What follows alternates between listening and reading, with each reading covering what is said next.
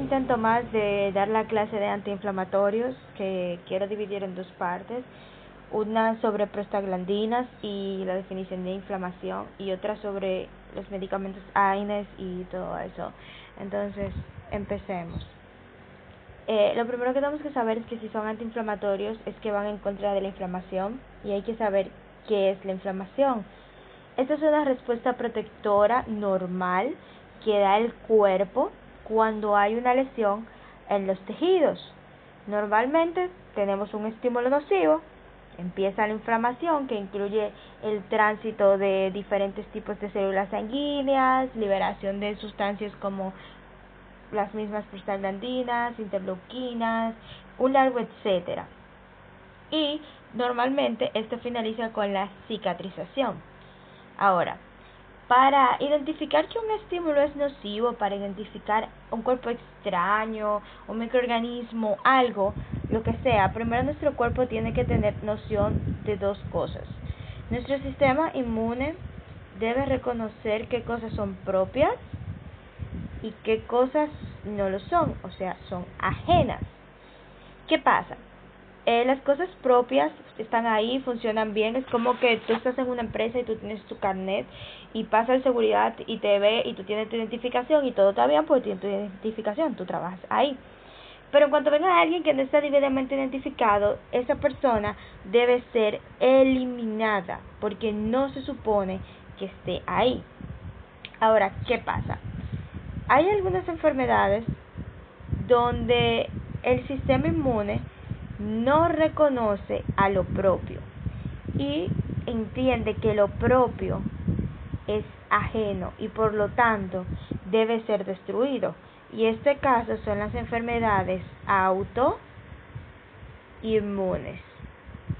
A con A. El propio cuerpo está atacándose a sí mismo porque no se reconoce.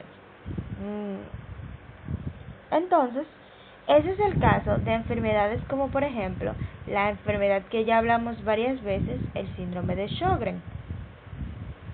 Aquí, en este caso, el cuerpo reconoce como ajeno a las glándulas exócrinas, dígase las salivales, sudoríparas, etcétera, y entonces, al no reconocerlas como propias, las ataca y trata de eliminarlas, dándonos una gran constelación de signos y síntomas diferentes. Entonces, ¿qué son las prostaglandinas? Las prostaglandinas son derivados de ácidos grasos insaturados que contienen 20 carbonos y un anillo cíclica realmente, CICLICA. Entonces, ¿qué pasa? Por esos 20 carbonos, en algunos textos se le conoce como eicosanoides, porque eico se supone que significa 20 y así. En función, ellos son mediadores locales de la inflamación, de vasodilatación, de varias cosas relacionadas.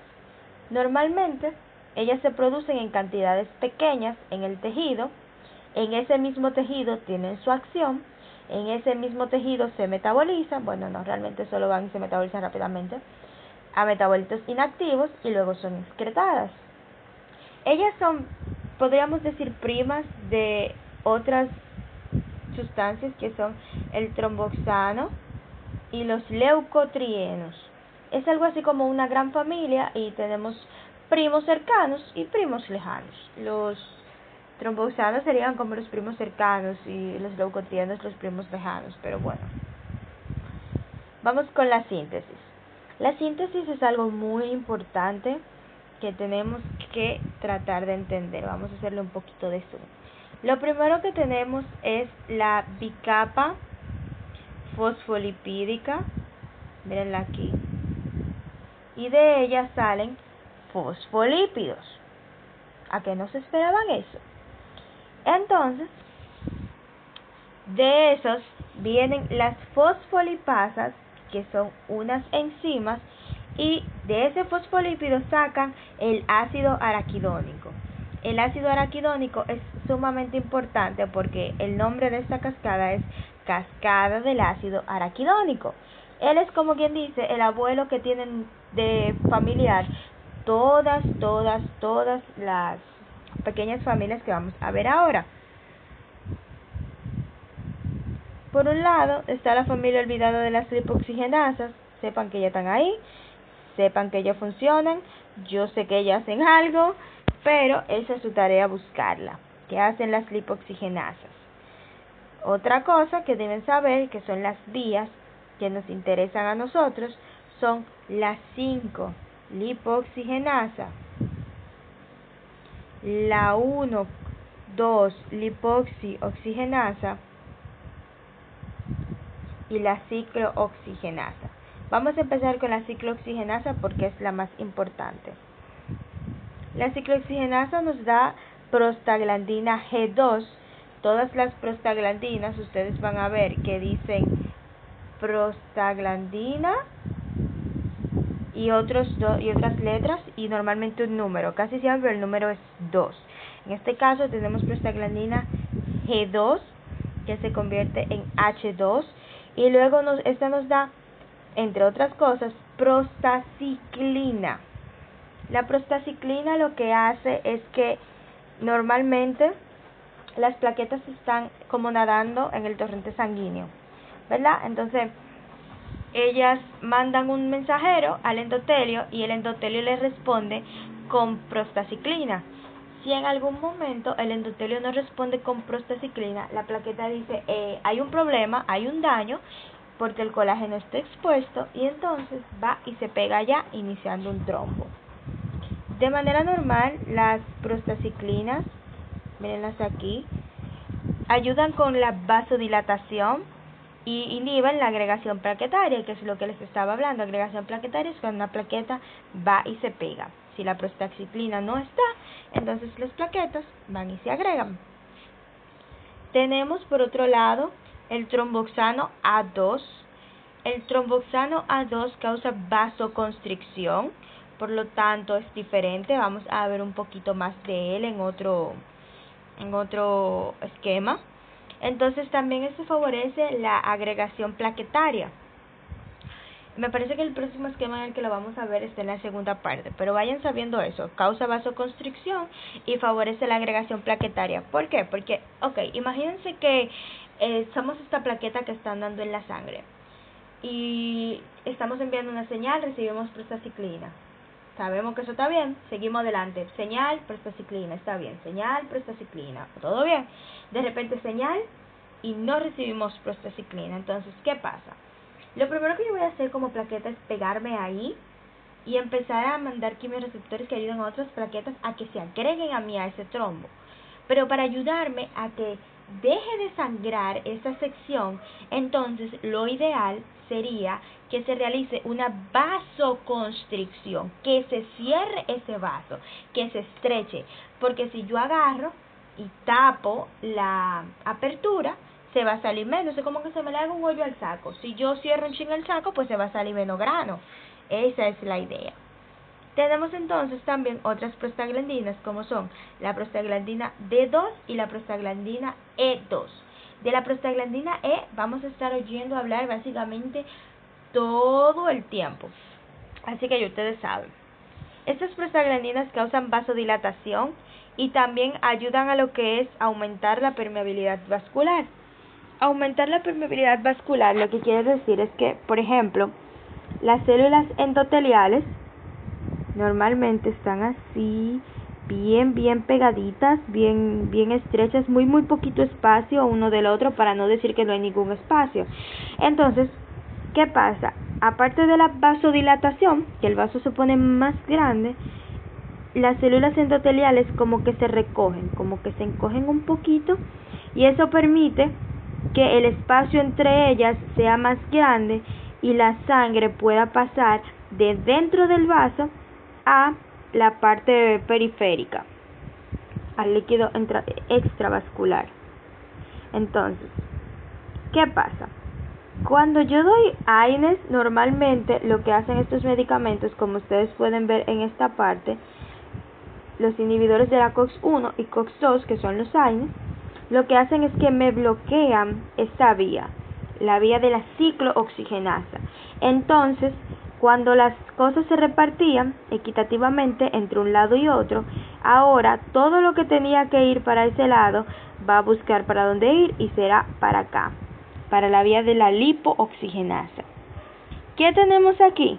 Pues una de las cosas que ya les había mencionado, que son los leucotrienos. Tenemos diferentes tipos de leucotrienos. Tenemos los leucotrienos A, B, C, D y E, 4. Las primeras 5 letras del alfabeto, todas 4. Entonces, ¿qué pasa? Tenemos el leucotrieno B4. Este es importante porque este es el excepto. El leucotrieno B4 lo que hace es quimiotaxis. Quimiotaxis significa que él agarra, llega a un lugar y le dice a los glóbulos blancos: vengan a tal sitio, hay que ir a defender el cuerpo. Eso es lo que hace el leucotrieno B4. Hace quimiotaxis. Los leucotrienos C4, D4 y E4 lo que hacen es producir broncoespasmo, es decir, cierran la luz de los bronquios, aumentan la permeabilidad vascular también. Y entonces, ¿por qué estas cosas son importantes? Porque va a ser más fácil producir un moco y va a ser más fácil que un asmático se apriete. ¿Qué quiere decir eso? Que la utilización de AINES, la utilización de algo que me bloquee la ciclooxigenasa y me estimule la lipooxigenasa y aumente la cantidad de leucotrienos C, D y E4, entonces puede causarme un ataque de asma. Y por eso algunos asmáticos tienen exacerbación de esos cuadros cuando utilizan AINES. Por eso es importante la historia clínica. ¿Usted sufre de asma? ¿Alguna vez usted se ha apretado después de tomar aspirina? Tiene que preguntarle eso al paciente antes de recetarle los analgésicos. El leucotrieno A lo que sirve básicamente para hacer los otros leucotrienos. Y la lipooxigenasa 12, esta hace lipoxina A4 y lipoxina B4. Lo que hace esto es inhibir la inflamación. Sigamos entonces con la siguiente parte. Acciones de la prostaglandina. Las prostaglandinas hacen muchas cosas. Todo va a depender del receptor a que se unan y normalmente ellos tienen relación con un receptor que ya conocemos desde hace mucho, que son aquellos acoplados a proteína G. Entonces, usos terapéuticos. Las prostaglandinas controlan muchas funciones fisiológicas, muchas cosas que el cuerpo hace día a día de manera normal, como por ejemplo, secreción del ácido estomacal y ayudan con la producción de moco. Esta es una de las cosas más importantes y lo vamos a ver cuando estemos viendo AINES y cuando estemos viendo de nuevo los protectores gástricos. ¿Por qué? Porque tener mucho moco gástrico me ayuda a proteger la pared del estómago de las úlceras. O sea, vamos a ponernos en contexto. Vamos a dibujar un estomaguito.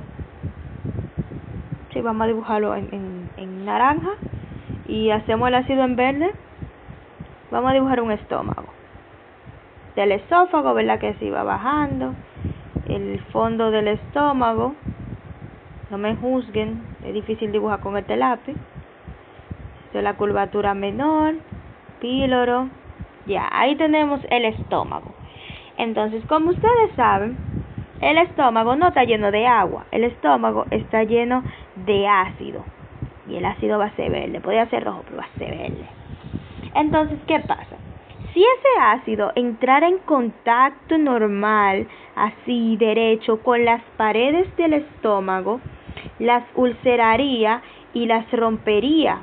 causando derrame de ácido que puede afectar vasos sanguíneos aleatorios o también la ruptura del mismo estómago. ¿Verdad que sí? Primero se hace una úlcera, es un proceso, se hace una úlcera, la úlcera se puede perforar, se puede romper todo, no es importante. Lo importante es que ustedes sepan que puede pasar eso, que se lastima el estómago. Entonces, para evitar que el estómago se lastime de esa manera, y por favor que no se borre el estómago, y se borró el estómago, y se marchó, y a su barco le llamó Libertad. Está bien, me quedó mejorcito.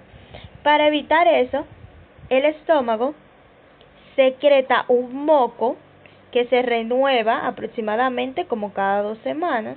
Eso se está renovando todos los días, es mentira. Se renueva y lo protege. Entonces el ácido ahora no entra en contacto directamente con las paredes, sino que entra en contacto con esa mucosa. Y eso es lo que hacen las prostaglandinas. Otra cosa que hacen, se supone que esa es su función terapéutica. Vamos a hablar del misoprostol y cómo se supone que para eso se creó el misoprostol. Pero se dieron cuenta que cuando se unen ciertos receptores, otra cosa que ellos hacen es estimular las contracciones uterinas. Entonces, esto es muy utilizado cuando se necesita o inducir un labor de parto o inducir un aborto. Y otra cosa que tenemos es afectación del flujo de sangre renal. El riñón tiene un asunto que se llama glomérulo. Vamos a dibujarlo así. El glomérulo, ya que sí, de la cosa de la nefrona.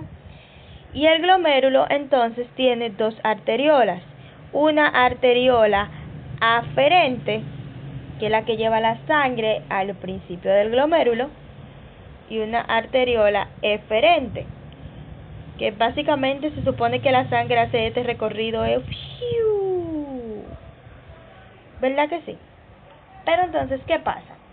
Las prostaglandinas actúan aquí, en la arteriola aferente, y lo que hacen es que aumentan el diámetro de la arteriola. Si antes estaba así, ahora está acá, bien amplia. Entonces, si está tan amplia, aumenta la cantidad de sangre total que puede llegar al glomérulo. No sé si me estoy dejando entender. O sea, lo que ellas hacen es una vasodilatación, que fue una de las funciones que ya hablamos, en la arteriola aferente renal. Hay diferentes medicamentos que son basados en prostaglandinas, son análogos de la misma. Entre ellos está el alprostadilo. Alprostadilo es un análogo de la prostaglandina. Ya hablamos que todas las prostaglandinas son PG, pero esta se especifica E1. Esta se produce de forma natural en los tejidos como las vesículas seminales y los tejidos cavernosos del aparato reproductor masculino, pero también en la placenta y en el ducto arterioso del feto. Ahora, ¿qué es el ducto arterioso? Cuando uno es feto, cuando uno está dentro de la barriga de su madre, los pulmones están colapsados y uno necesita tener ciertas conexiones arteriovenosas que lo ayuden a que vaya eficientemente la sangre oxigenada y desoxigenada por el cuerpo, y entonces se crea esto que se llama el ducto arterioso. Se llama ducto porque es un tubo y arterioso porque va de arteria a aorta a arteria pulmonar. Bueno, realmente al revés, de pulmonar a aorta. Normalmente cuando uno nace, el llanto, la presión del primer llanto hace que el ducto se cierre, y si no, él se cierra en unos días posteriores. Pero para que se mantenga abierto durante los primeros días, o sea, para que se mantenga abierto durante todo el embarazo y a veces en los primeros días, o en caso de que los niños tengan alguna malformación como tetralogía de Fallot, que este ducto es beneficioso, entonces tú le das alprostadilo. En otras palabras, alprostadilo se da para mantener abierto el ducto arterioso. Tú quieres eso abierto, tú das alprostadilo. Por la razón que sea, si tú necesitas que eso se quede abierto, tú das alprostadilo. Para que sepan que hay algunos pacientes que toman este medicamento y si eso es así, los AINES están contraindicados porque como los AINES bloquean las prostaglandinas, entonces podrían afectar la función de este medicamento y cerrarle el ducto y matarlo. Entonces, así no podemos.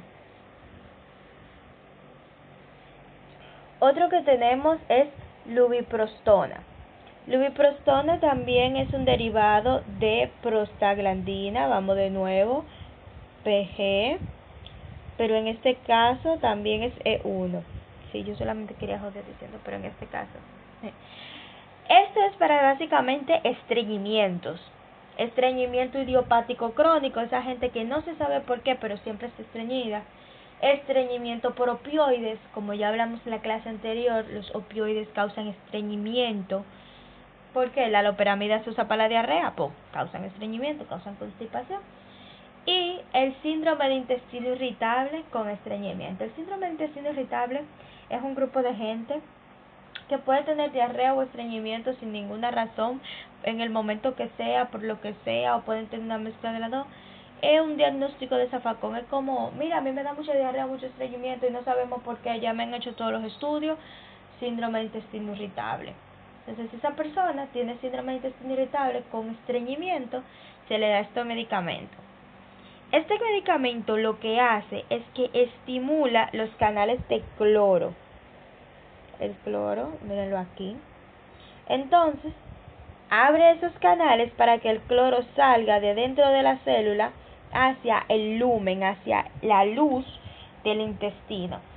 Junto con ese cloro va a salir sodio, porque ustedes saben que el sodio y el cloro siempre están así como juntos, y junto con ese sodio va a salir agua, haciendo que haya más líquido en la luz intestinal y que sea más fácil que esas heces salgan a la luz, de luz a luz, ustedes saben. Un efecto adverso normal es la náusea y el vómito por el aumento del flujo intestinal, por el aumento de todo el líquido que hay. Además, ustedes saben que eso es comodín. Misoprostol, análogo de la prostaglandina E1, ya ustedes han oído hablar muchísimo de él. Se supone que se usa para el recubrimiento mucoso del estómago, en especial en tratamiento con AINES, que era lo que yo les estaba hablando ahorita, de que tenemos nuestro estómago. No me va a salir tan bien porque lo empecé a hacer al revés. Oye, me salió hasta mejor. Entonces tenemos nuestro misoprostol, que nos ayuda a tener mucho moco gástrico y que de esta manera el ácido no nos afecte. Normalmente este lo que hace es que interactúa con los receptores de las células parietales. Células parietales. Es fácil de recordar porque parietal suena como a pared, entonces el moco se pega a las paredes del estómago, traten de recordarlo así. Y entonces, al pegarse a estos, disminuye la secreción de ácido gástrico. Entonces tenemos una doble protección. Hay menos ácido, vamos a borrar un chin de ácido. Hay menos ácido y hay una mayor protección de moco. Entonces eso lo que va a hacer es que si no hay úlceras, haya menos probabilidad de que se produzca, pero si hay, va a estar mejor cubierta y va a ser más difícil que se lastime.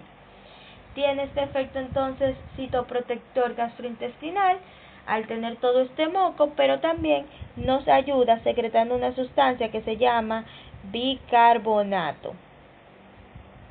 El bicarbonato lo que es una base que le quita la acidez a todo este asunto. ¿Por qué? Porque hay muchas úlceras, son bien comunes, sobre todo es en el cuerpo del estómago cuando es por AINES, pero entonces también hay algunas úlceras que pueden ser en la parte distal, bueno, en la parte proximal del píloro, parte distal del estómago. Entonces, con la secreción aumentada de bicarbonato es un poquito más difícil. En el ámbito obstétrico se usa para la inducción del parto y también para la realización de abortos junto con mifepristona. Entonces, ¿qué pasa? Este tiene este problema o beneficio dependiendo de en qué momento tú estés, y por lo tanto no puede utilizarse o está contraindicado en mujeres embarazadas. Entonces, otros efectos adversos que tiene son la diarrea y el dolor abdominal. Entonces, ustedes saben, a menos de que quieran producir un aborto, no usarlo en mujeres embarazadas. Tenemos otras opciones mejores. Análogos de la prostaglandina F2A, estos son pimatopros, latanoprost, tafluprost y tavoprost, pero el más importante es latanoprost. Estos medicamentos normalmente se utilizan para tratar glaucoma, causan visión borrosa y causan una sensación de cuerpo extraño, pero lo que yo más quiero que ustedes noten es esto con respecto a la coloración del iris y de las pestañas. Noten como un juego de pestañas se ve mucho más oscuro que el otro, y asimismo como un iris es mucho más marrón que el otro.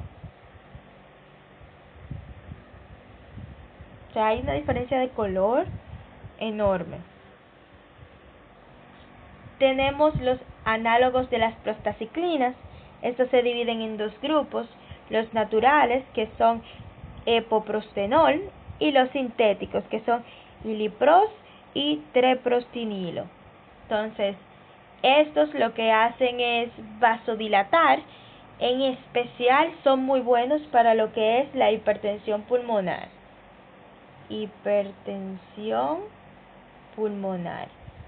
La hipertensión pulmonar es una enfermedad que normalmente le da a mujeres jóvenes de aproximadamente 30 y pico de años, y te dicen que son mujeres que son súper activas en su día a día y de repente que ya no pueden correr bicicleta, que ya no pueden subir loma, porque esas son las mujeres que les gusta subir el Pico Duarte, que ya no pueden subir loma, que no pueden correr bicicleta y que la mamá sufría de una cosa así. Entonces, normalmente lo que tú haces es que tú le das prostaciclinas, que son vasodilatadoras, porque en esta enfermedad están disminuidas las prostaciclinas, disminuidas las prostaglandinas, o sea, las pros están disminuidas, está disminuido el óxido nítrico, pero está aumentado el tromboxano, que ya sabemos que es vasoconstrictor, y está aumentada la endotelina. Varias veces yo les había mencionado la endotelina, solo que no con tanta importancia. Yo les había dicho que en el sistema renina-angiotensina-aldosterona, la angiotensina 2 era uno de los vasoconstrictores más fuertes, de hecho es considerado el más fuerte, pero realmente el más fuerte es la endotelina. El problema es que su vida media es muy corta. La endotelina viene, actúa y se va de una vez, y por eso muchos textos no lo consideran el más potente. Pero en fin. Entonces, básicamente, esta sería nuestra primera mitad de clase. En la siguiente estaríamos hablando de los antiinflamatorios no esteroides y estaríamos abundando un poquito más de lo que son los tipos de medicamentos que entran en esta clasificación, sus efectos adversos, sus indicaciones terapéuticas, etcétera, etcétera, etcétera.